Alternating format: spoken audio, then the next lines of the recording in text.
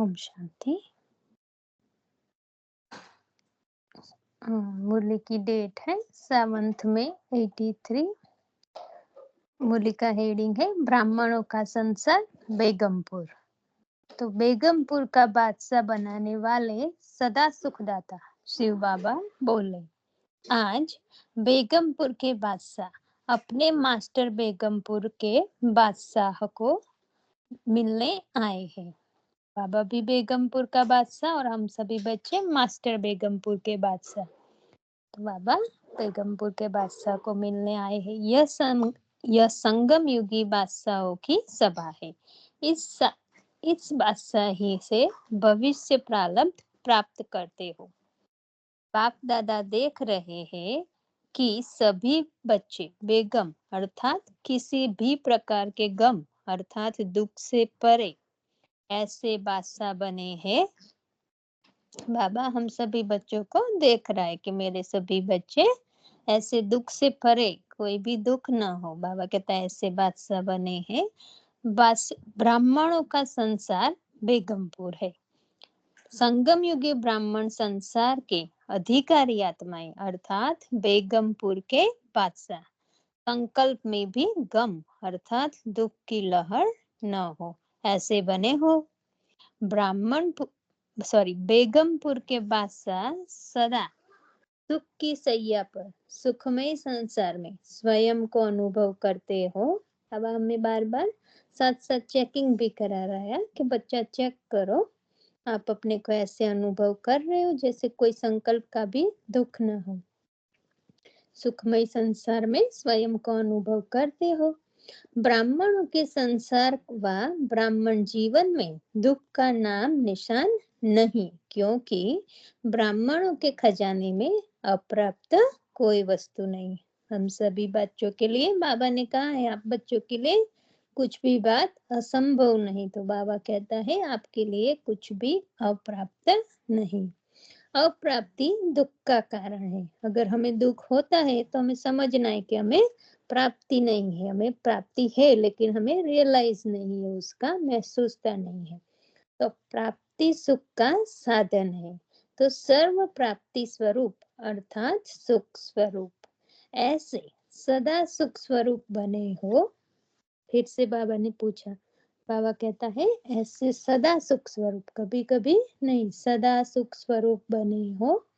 सुख के साधन संबंध और संपत्ति यही विशेष है। बाबा कहता है सुख का साधन क्या है? संबंध और संपत्ति हो। संबंध में भी मिठास मधुरता हो व्यवहार में और संपत्ति भी हो। सोचो अविनाशी सुख का संबंध प्राप्त है ना। बाबा का हमारा संबंध अविनाशी है, आत्माओं का भी अविनाशी है। तो संबंध में भी कोई एक संबंध की भी कमी होती है तो दुख की लहर आती है। बाबा कह रहा है अगर एक भी संबंध हमारा अच्छा नहीं है तो भी बाबा कहता है हम फिर खुश नहीं रहते, दुख की लहर आती है। ब्राह्मण संसार में सर्व संबंध बाप के साथ अविनाशी है। कोई एक संबंध की भी कमी है क्या? बाबा पूछ रहा है हमें चेक करना है। बाबा कहता है कोई भी एक संबंध में भी कमी है क्या? सर्व संबंध अविनाशी है तो दुख की लहर कैसे होगी? क्योंकि बाबा ने कहा ना, हम कहते एक बाबा दूसरा न कोई, तो सर्व संबंध हमें अंदर ही अंदर बाबा के साथ जोड़ने हैं। ये कोई दिखावे की बात नहीं। बाबा कहता है हमें अंदर ही अंदर सर्व संबंध आत्मा का केवल परमात्मा के साथ है। तो बाबा कह रहा है कि अगर सर्व संबंध बाबा से है तो हमें दुख की लहर आ नहीं सकती। संपत्ति में भी सर्व खजाने व सर्व संपत्ति का श्रेष्ठ खजाना ज्ञान धन है, जिससे सर्व धन की प्राप्ति स्वतः हो ही जाती है। देखो बाबा का ये गहरा महावाक्य। बाबा कहता है अगर हमें जो बाबा कह रहा है मुरली का जो भी ज्ञान रतन है अच्छी तरह हम धारण करते हैं तो उससे ही बाबा कहता है सर्व धन की प्राप्ति होती है, स्वतः हो जाती है, स्थूल धन भी और संबंध भी। तो जब संपत्ति संबंध सब प्राप्त है तो बेगमपुर अर्थात बेगम संसार है, कोई गम नहीं। बाबा कहता है संसार भी कैसा, जैसे सतयुग में बाबा ने परसों भी कहा ना, यहाँ ही फील करना है मुक्ति, जीवन मुक्ति। तो बाबा कह रहा है बेगमपुर अर्थात बेगम संसार, संसार में कोई भी गम नहीं, ऐसी दुनिया। तो सदा सुख के संसार के बालक सो मालिक अर्थात बादशाह हो। बादशाह बने हो कि अभी बन रहे हो? बाबा पूछ रहा है। बाबा कहता है चेक करो कि बन गए हो या अभी बन रहे हो। बाप दादा बच्चों के दुख की लहर की बातें सुनकर व देखकर क्या सोचते हैं? बाबा को भी वंडर लगता होगा कि मैं सुख का सागर और मेरे बच्चे दुखी। तो बाबा कहता है बाबा दुख की लहर सुनकर व देखकर क्या सोचते हैं? सुख के सागर के बच्चे, बेगमपुर के बादशाह, फिर दुख की लहर कहाँ से आई? हम कहते हैं हम बेगमपुर के बादशाह है, कोई भी गम नहीं है। तो बाबा कहता है फिर दुख की लहर कहाँ से आई? अवश्य सुख के संसार की बाउंड्री से बाहर चले जाते हैं।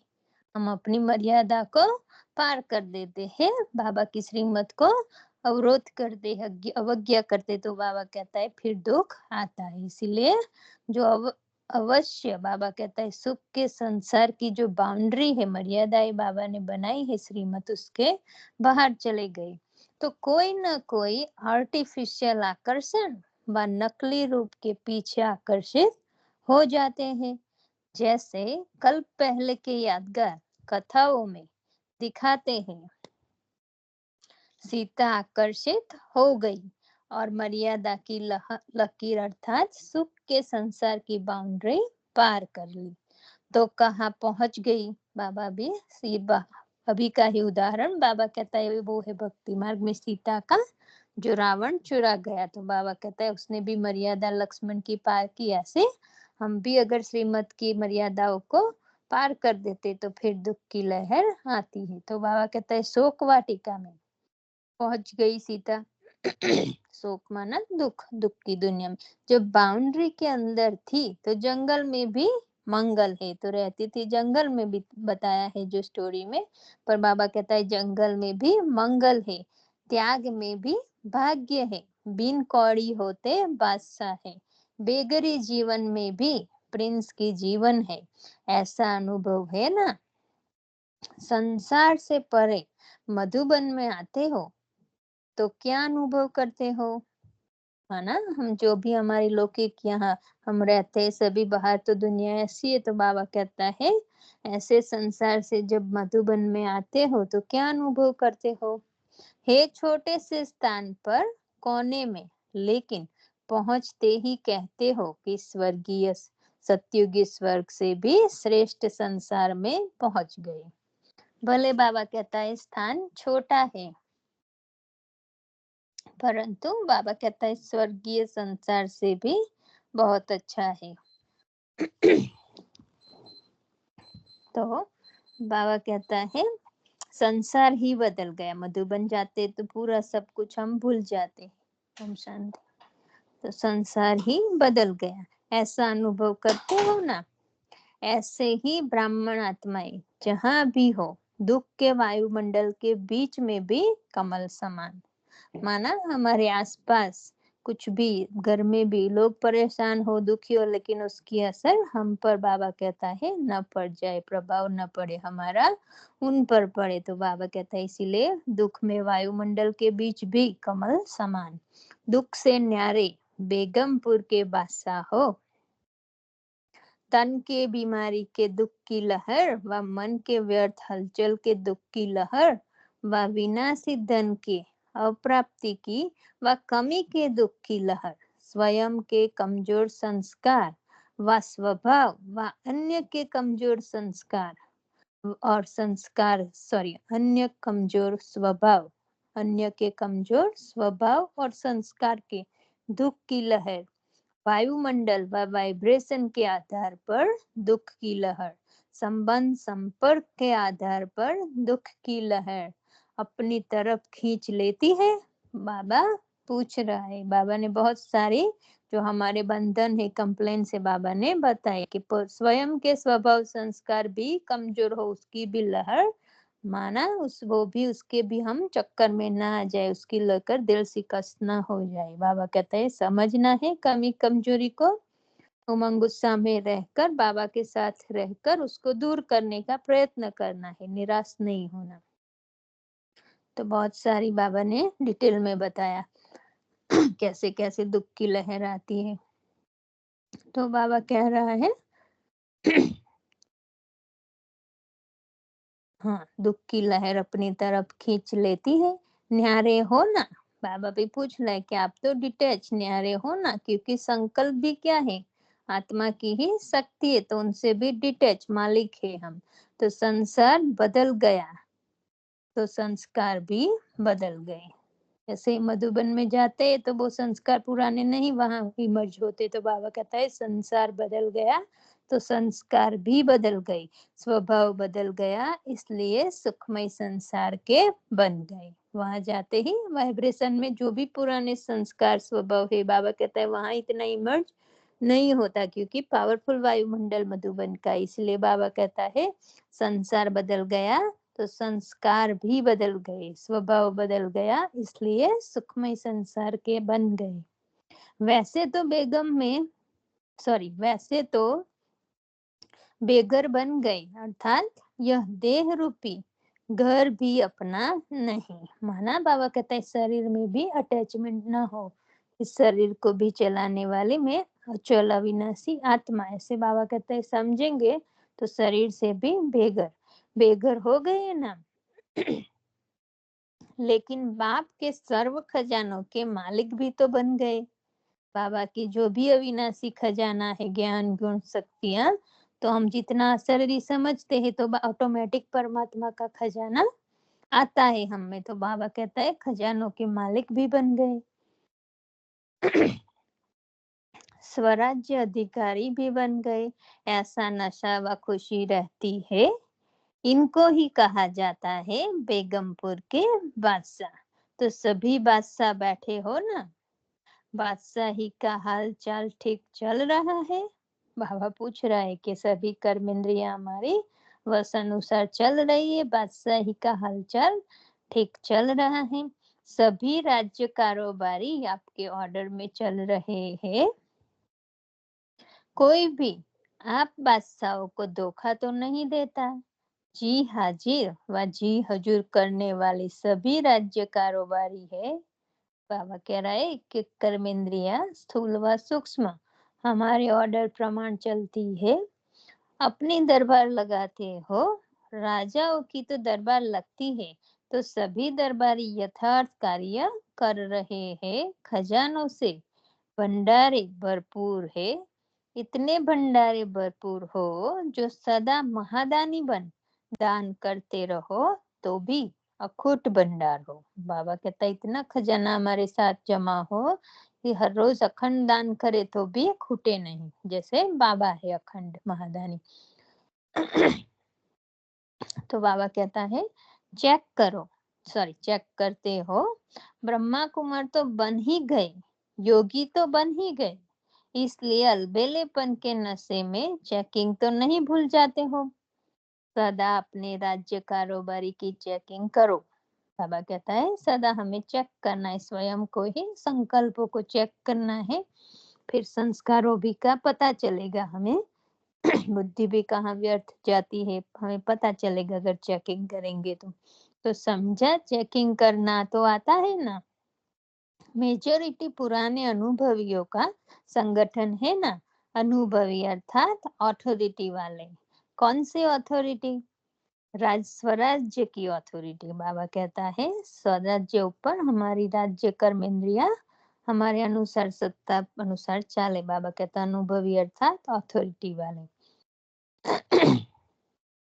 तो स्वराज्य की अथॉरिटी, ऐसी अथॉरिटी वाले हो ना, अभी तो आज आए हो चेकिंग कराने, सर्टिफिकेट लेने आए हो ना कि हम ठीक बादशाह है, सर्टिफिकेट लेकर जाएंगे ना कि कौन से राजे है, नामधारी है या कामधारी, सब यह शीश महल में आप ही देख लेंगे। अभी तो बाबा कह रहा है चेकिंग कराने आए हो, लेकिन फिर सर्टिफिकेट दे लेंगे। बाबा कहता है ये शीश महल है मधुबन, जहाँ स्वयं की कमी कमजोरी और विशेषता अपने आप ही हम देख सकते हैं, स्वयं को चेक कर सकते हैं। शीश महल जो होता है उसमें सब कुछ दिखाई स्पष्ट देता है, तो इसीलिए बाबा कह रहे हैं यह सब शीश महल में आप ही देख लेंगे। अच्छा, सदा सुख के संसार में रहने वाले बेगमपुर के बादशाह को, सदा राज्य अधिकारी समर्थ आत्माओं को, सदा सर्व दुख की लहरों से न्यारे और सुखदाता बाप के प्यारे, ऐसे अनुभव की अथॉरिटी वाले श्रेष्ठ आत्माओं को बाप दादा का याद प्यार और नमस्ते। हम सभी रूहानी बच्चों की रूहानी बाप दादा को याद प्यार और नमस्ते। तो दादियों से, बाबा सभी दादियों से मिल रहे हैं। तो सभी बाप समान बच्चों को देख बाप दादा हर्षित होते हैं। सदा समान आत्माएं अति प्यारी लगती है। बाबा सभी दादियों को कह रहे हैं, बाप समान आत्माओं को देख बाबा को बहुत प्यार आता है, हर्षित होते हैं। तो बाबा कह रहे हैं, तो यह सारा संगठन समान आत्माओं का है। बाप दादा सदा समान बच्चों को साथ ही देखते हैं, विश्व की परिक्रमा लगाते भी साथ, और बच्चों की रेख देख, बाबा कहते हैं देख रेख करने जाते तो भी साथ। माना ये सब दादियाँ भी निरंतर बाबा के साथ रहती, तो बाबा कहता है हम विश्व की परिक्रमा करते तो भी बच्चों को साथ ले जाते, सदा साथ है, इसलिए समान आत्माएं है ही सदा के योगी। जो दादियाँ है उनका निरंतर योग रहता है, तो बाबा कह रहे हैं इसलिए सदा समान आत्माएं है ही सदा के योगी। योग लगाने वाले नहीं, लेकिन है ही लव लीन, बाबा के प्यार में लव में लीन है। तो बाबा कहता है योग लगाने वाले नहीं, लेकिन है ही लव लीन। अलग ही नहीं है तो याद क्या करेंगे बाबा से अलग ही नहीं तो बाबा को याद क्या करेंगे, जो भूलते हैं उसको याद करना है। बाबा कह रहे हैं ये सब मेरे से जैसे कंबाइन है, तो अलग ही नहीं है तो याद क्या करेंगे, स्वतः याद है ही। जहाँ साथ होता है तो याद स्वतः रहती है। तो समान आत्माओं की स्टेज साथ साथ रहने की है, समाये हुए रहने की है। तो सदा हर कदम में आगे आगे बच्चे, पीछे पीछे बाबा, बाप हर कार्य में सदा आगे, बच्चे आगे है और बाप सकाश तो क्या, लेकिन सदा साथ का अनुभव कराते हैं। बाबा कह रहे हैं हम बच्चे आगे आगे और बाबा सदा हमें हमारे पीछे बैकबोन बनकर रहता है। तो बाबा कहता है सकाश तो क्या दूंगा, लेकिन मैं हूँ ही साथ साथ का अनुभव होता है बच्चों को कि बाबा ही कर रहा है। जैसे बाप औरों को सकाश देते हैं, वैसे समान बच्चे भी सकाश भी देने वाले हो गए ना। माना बाबा कह रहा है कि मैं जैसे सकाश देता हूँ, वैसे मेरे बच्चे भी सकाश देने वाले हैं, दूसरों को लेने वाले नहीं। इसलिए बाबा को, बच्चों को जो पावरफुल है, बाबा कहते हैं मुझे आपको सकाश देने की जरूरत नहीं, क्योंकि आप स्वयं देने वाले हो दूसरों को। तो ऐसा संगठन है ना, विशेष मणकों की विशेष माला है, स्वतः तैयार हो रही है ना।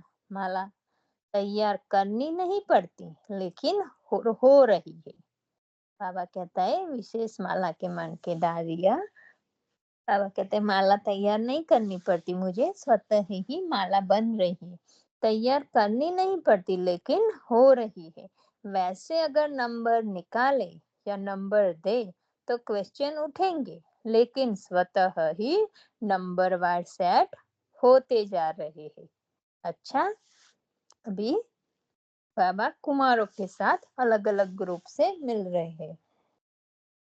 तो पहला गॉडली यूथ ग्रुप, बाबा ने नाम दिया गॉडली यूथ ग्रुप। लौकिक रीति से वह यूथ ग्रुप अपनी अपनी बुद्धि अनुसार कार्य कर रहे हैं, लेकिन उन्हों का कार्य नुकसान करना है। जो दुनिया में कुमार होते हैं, बाबा कहता यूथ है, वो अपनी बुद्धि से कार्य कर रहे हैं, लेकिन उन्हों का कार्य नुकसान करना होता है, जो आवेश में आके करते हैं। आप लोगों का काम है स्थापना के कार्य में सदा सहयोगी बनना। सदा बाबा के जो विश्व परिवर्तन का कार्य है उसमें बाबा के साथ सहयोगी बनना। कभी कोई भी कारण व विघ्न आए तो उसका निवारण सहज कर सकते हो। कुमार ग्रुप में बाप दादा की सदा उम्मीदें रहती है। बाबा की उम्मीद सदा रहती है कि यही बच्चे मेरे कार्य करने वाले हैं। तो बाबा कहता है मेरी उम्मीद सदा बच्चों में रहती है।